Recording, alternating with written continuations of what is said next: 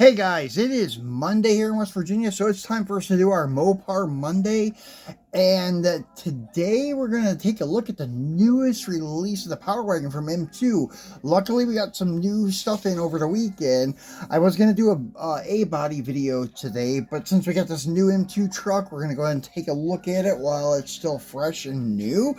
And it is another 1974 Dodge W200 Power Wagon. And these are really cool trucks. I think my favorite is, well, it's a toss-up between the lifted 4x4 Power Wagon or the slam two-wheel drive. The stock two-wheel drive ones are cool too, but I do like the lifted and slammed look. I don't know. The in-between two-wheel drive is okay, but these are really cool.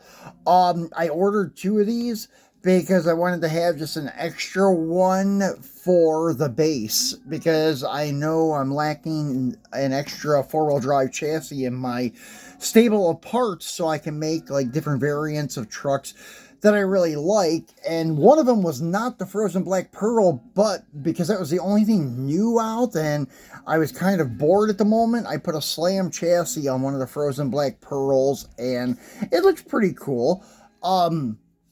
So I did that one, and now we got two of these guys, and really glad that they did release another just stock looking Power Wagon. I'm not a big fan of the Coca-Cola and candy liveries and stuff, the pop culture stuff, I guess they refer to it as. At least that's what Hot Wheels calls it.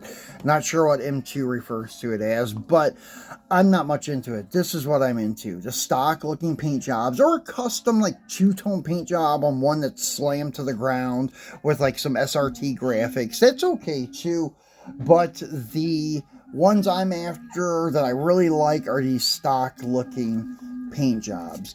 But the Adventurers that are slammed with the SRT stuff on them, the Hellcat badging, they look really cool. They are pretty much, I don't know, like a factory looking vehicle in my opinion. So they look really tastefully done. Now the old muscle cars, when they do this stuff with the Hellcat livery, like the Cudas and stuff, I'm not really into that, but the trucks is pretty cool. So anyways, the cars aren't bad either. It's just not what I go for. So this truck here, if you look at it in the light, it does have metal flake in it.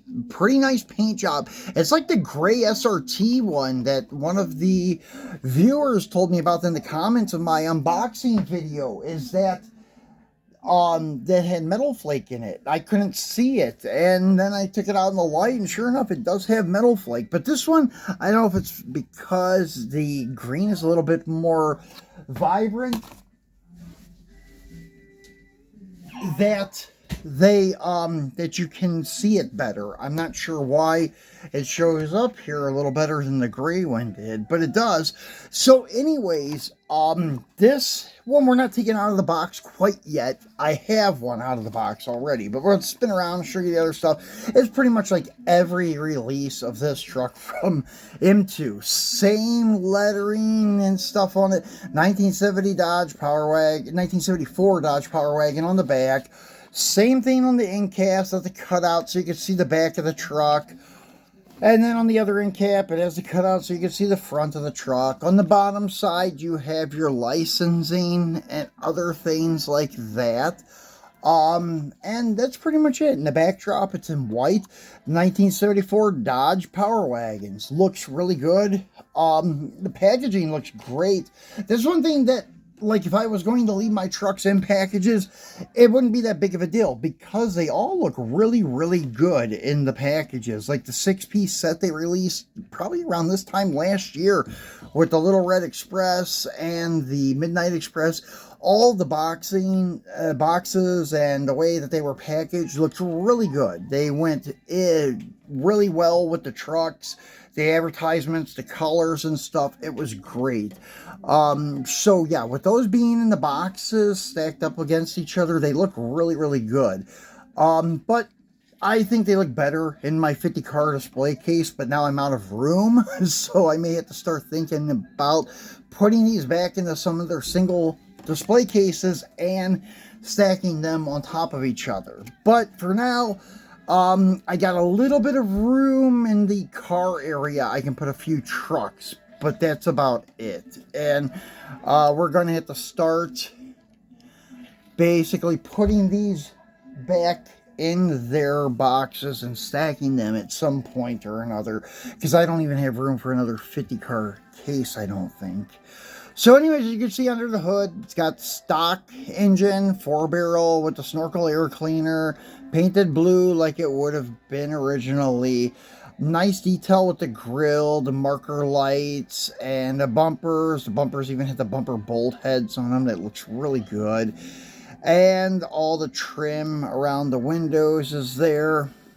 Very nicely done. And the only thing, like with M2, their bed detail on the inside isn't all that, because they use one bed to accommodate all of their releases. So they all have a lifted bed floor, and they all have these big tubs in them. So that's why I really don't criticize them too much on it, but that's the only thing I have against their trucks. But besides that, they look fantastic. That's the one thing Auto World did do.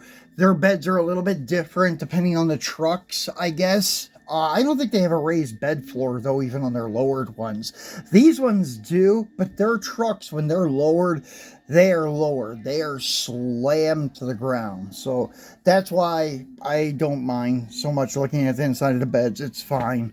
But besides that, the trucks look fantastic.